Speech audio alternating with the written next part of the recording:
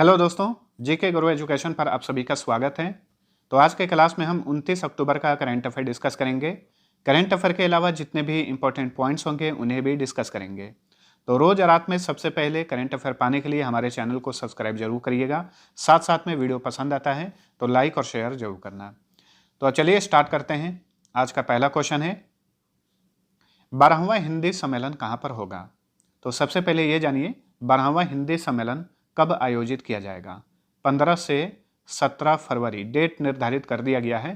15 से 17 फरवरी 2023 में इसका आयोजन किया जाएगा, फिजी के शहर नाडी में। ऑप्शन डी सही उत्तर है। ठीक है, तो विश्व हिंदी सम्मेलन का ये 12वां संस्करण होगा और ये पहली बार होगा कि किसी पैसिफिक देश में इसका आयोजन किया जाएगा। ठीक है, एक क्वेश्चन यहाँ से बार बार पूछा जाता है कि प्रथम विश्व हिंदी सम्मेलन कब आयोजित किया गया था। तो ध्यान रखिएगा दोस्तों, 10 जनवरी 1975 को महाराष्ट्र के नागपुर में प्रथम विश्व हिंदी सम्मेलन का आयोजन किया गया था, उस समय की प्रधानमंत्री इंदिरा गांधी द्वारा।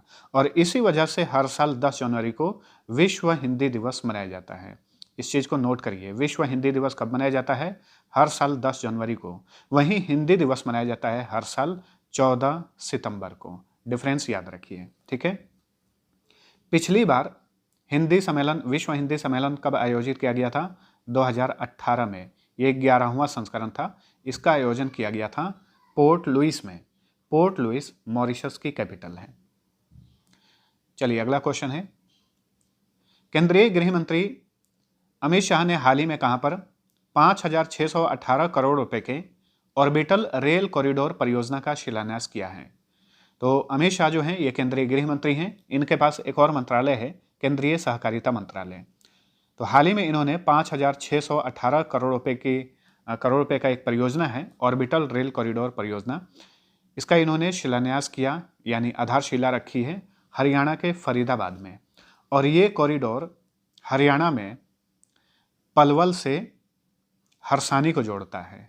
ठीक है, 5,618 करोड़ रुपए की ये परियोजना है जिसका उद्घाटन हरियाणा के फरीदाबाद में किया गया है और ये परियोजना पलवल से हरसानी को जोड़ने का काम करेगा। नेक्स्ट, किस राज्य की सरकार ने एक बारगी संपत्ति कर माफी योजना समृद्धि 2022-23 लॉन्च की है? देखिए दोस्तों, इस योजना का संबंध आवासीय संपत्ति और वाणिज्यिक संपत्ति पर लगने वाले कर से है और हाल ही में इस योजना को दिल्ली की सरकार ने लॉन्च किया है। दिल्ली के वर्तमान में लेफ्टिनेंट गवर्नर हैं, यानी उपराज्यपाल हैं विनय कुमार सक्सेना। उन्होंने हाल ही में इस योजना को लॉन्च किया। भारत के किस हवाई अड्डे को दुनिया के 10 सबसे व्यस्त हवाई अड्डों में शामिल किया गया है? तो हर साल दुनिया का सबसे व्यस्त हवाई अड्डों की सूची जारी की जाती है, तो इस बार भी जारी किया गया है। तो दुनिया के 10 सबसे व्यस्त हवाई अड्डों में भारत का भी एक हवाई अड्डा शामिल हो गया है। ये है इंदिरा गांधी इंटरनेशनल एयरपोर्ट जो कि दिल्ली में है। तो टॉप 10 सबसे बिजी हवाई अड्डों में ये 10वें स्थान पर है। वहीं बात करें कि दुनिया का सबसे व्यस्त हवाई अड्डा कौन सा है, उस हवाई अड्डे का नाम है हार्ट्सफील्ड जैक्सन अटलांटा इंटरनेशनल एयरपोर्ट जो कि अमेरिका में है। यह दुनिया का सबसे व्यस्त हवाई अड्डा है। वहीं दुनिया के टॉप 10 सबसे व्यस्त हवाई अड्डों में IGI यानी इंदिरा गांधी इंटरनेशनल एयरपोर्ट दिल्ली ये 10वें स्थान पर है।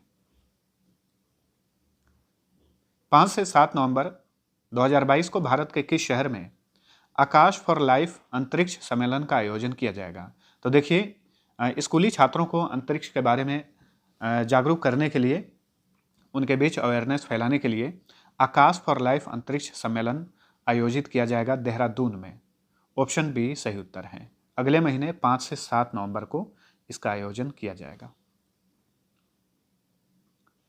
गिनीज वर्ल्ड रिकॉर्ड्स ने द स्टॉर्म कोस्टर को दुनिया का सबसे तेज वर्टिकल लॉन्च रोलर कोस्टर घोषित किया है। ये कहाँ पर स्थित है? तो द स्टॉर्म कोस्टर ये दुबई में स्थित है और हाल ही में गिनीज वर्ल्ड रिकॉर्ड्स ने इसे दुनिया का सबसे तेज वर्टिकल लॉन्च रोलर कोस्टर घोषित किया है। इस कोस्टर की स्पीड है 41 किलोमीटर प्रति घंटा। नेक्स्ट, किस भारतीय को संयुक्त राष्ट्र की विशेष विमानन एजेंसी वायु परिवहन समिति का नया अध्यक्ष नियुक्त किया गया है? तो ये हैं शेफाली जुनेजा। ऑप्शन सी सही उत्तर है। एक अंतर्राष्ट्रीय संगठन है, अंतर्राष्ट्रीय उड्डयन संगठन है ICAO, जिसका फुल फॉर्म होता है इंटरनेशनल सिविल एविएशन ऑर्गेनाइजेशन। हाल ही में इस ऑर्गेनाइजेशन में ये भारत की प्रथम महिला प्रतिनिधि बनी थी शेफाली जुनेजा, और हाल ही में इस ऑर्गेनाइजेशन की ये समिति है वायु परिवहन समिति, इनका अध्यक्ष इन्हें नियुक्त किया गया है। इंटरनेशनल सिविल एविएशन ऑर्गेनाइजेशन का मुख्यालय कनाडा के मॉन्ट्रियल में है।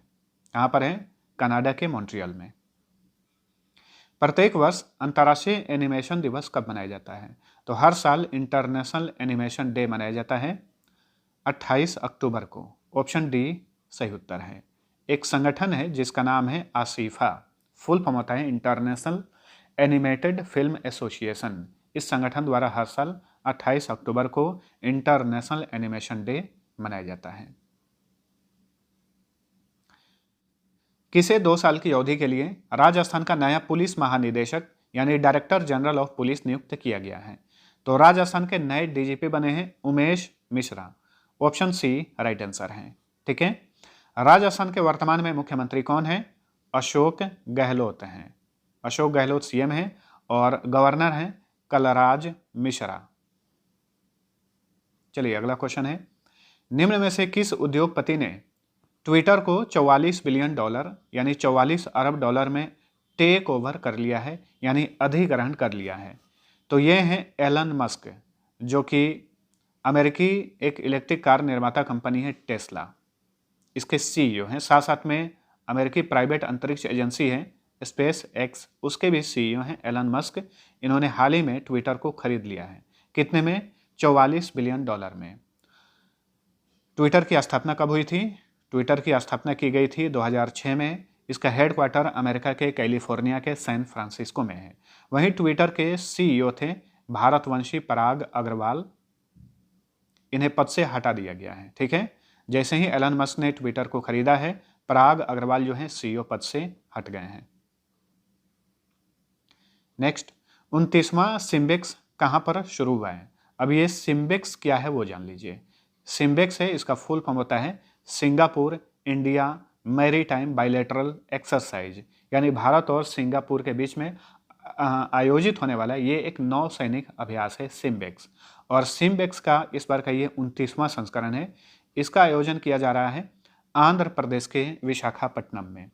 ऑप्शन ए सही उत्तर है। 26 अक्टूबर को शुरू हुआ है और 30 अक्टूबर तक इसका आयोजन किया जाएगा। ठीक है दोस्तों, तो फुल फॉर्म याद रखिएगा, सिम्बेक्स का फुल फॉर्म होता है Singapore India maritime bilateral exercise.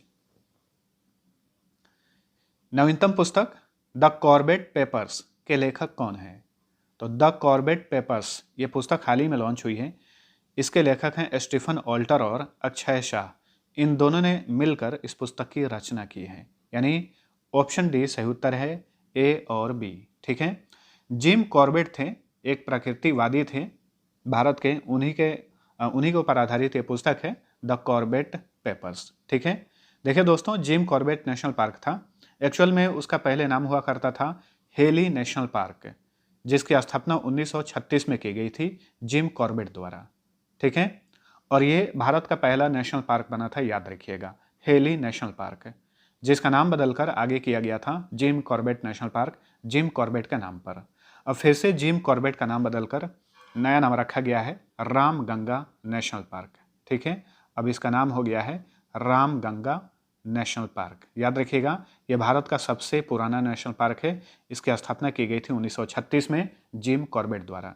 इन्हीं के ऊपर आधारित यह पुस्तक है द कॉर्बेट पेपर्स। भारतीय सेना की सबसे बड़ी युद्धक शाखा इन्फेंट्री के योगदान को सम्मानित करने के लिए प्रतिवर्ष किस दिन इन्फेंट्री दिवस मनाया जाता है? देखिए दोस्तों, भारतीय सेना में जो पैदल सैनिक हैं उन्हें इन्फेंट्री सैनिक कहा जाता है। ठीक है, बहुत ही इंपॉर्टेंट सैनिक होते हैं और ये भारतीय सेना की सबसे बड़ी युद्धक शाखा होती है। तो इनके योगदान को सम्मानित करने के लिए हर साल 27 अक्टूबर को इन्फेंट्री दिवस मनाया जाता है। ऑप्शन बी राइट आंसर है। इस बार इस दिवस का ये 76वां संस्करण है। ठीक है, भारतीय सेना प्रमुख कौन है वर्तमान में? Indian army chief Indian army chief हैं वर्तमान में मनोज पांडे। नेवी चीफ यानी नौसेना प्रमुख कौन है? आर हरि कुमार हैं।